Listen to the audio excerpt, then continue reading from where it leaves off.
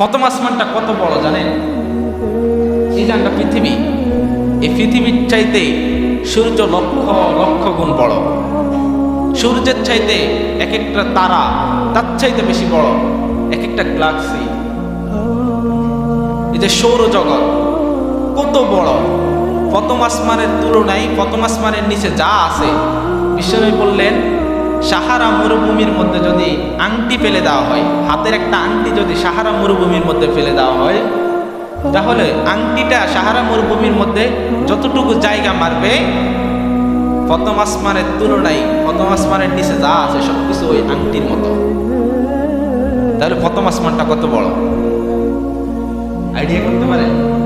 প্রথম আসমানটা কত বড় যে পুরা পৃথিবী, আরো যত নক্ষত্র আছে, আরো যত গ্রহ আছে, সবকিছু মিলাইয়া যদি প্রথম আসমানের মধ্যে ফেলে দেওয়া হয়, তাহলে এটা একটা আংটির মতো ছোট দেখাবে। প্রথম আসমানের চাইতে আবার দ্বিতীয় আসমান এরকম বড়, দ্বিতীয় আসমানের মধ্যে ওই প্রথম আসমানকে ফেলে দিলে ছোট্ট একটা আংটির মতো। এভাবে প্রত্যেকটা আসমান, এক একটা আসমানের চাইতে এক একটা আসমান বিশাল।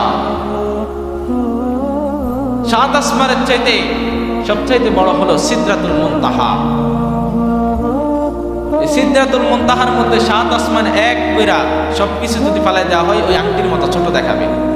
ওই সিদরাতুল মুনতাহার চাইতে সবচাইতে বড় হলো আরশ, আল্লাহর আরশ।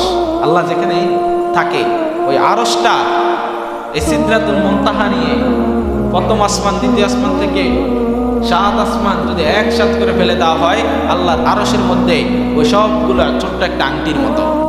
আল্লাহু আকবার। ওই আরশের চাইতে বড় হচ্ছে আল্লাহর কুরসি।